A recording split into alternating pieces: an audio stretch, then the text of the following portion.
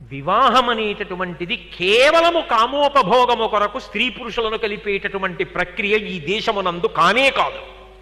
ఇవాళ కలిసి రేపు విడిపోయే ప్రక్రియ అసలు కాదు.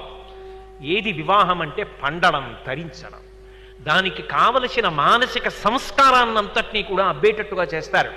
అందుకే సభాముఖంగా నాకు వాగ్దానం చేయి, పిల్లనిస్తా. ఏ వాగ్దానం చేయాలి? ధర్మేచ అర్థేచ కామేచ త్వయైష నాతి చరితవ్యా. ధర్మమునందు, అర్థమునందు, కామమునందు ఈమెను అతిక్రమించను.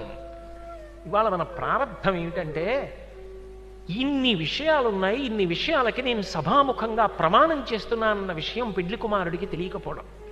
జీవితంలో 1-2 గంటలు శక్తి కావలసినటువంటి ఫలహారం చేసేటప్పుడు అంత శ్రద్ధ పెడతాం. ఒక రోజు సంతోషంగా ఉండడానికి చేసే భోజనం మీద అంత శ్రద్ధ పెడతాం.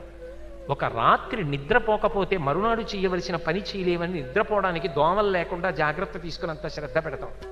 తాగే నీటి మీద శ్రద్ధ పెడతాం. ఈ జన్మకి కాదు, జన్మ జన్మలకి కావలసిన సంస్కారాన్ని ఇవ్వగలిగిన వివాహ విషయంలో ఉన్న మంత్రముల యొక్క వైశిష్ట్యాన్ని తెలుసుకోవడానికి, భారతీయ సంస్కృతిలో వివాహ వైశిష్ట్యం తెలుసుకోవడానికి ఎందుకు పరిశ్రమించవు? పెళ్లి చేసుకోవడం కన్నా ముందు పెళ్లికి సంబంధించిన మంత్రముల యొక్క అర్థాన్ని తెలుసుకుని ఏం చెప్తున్నారో, ఎలా బ్రతకాలంటున్నారో తెలుసుకోవాలి.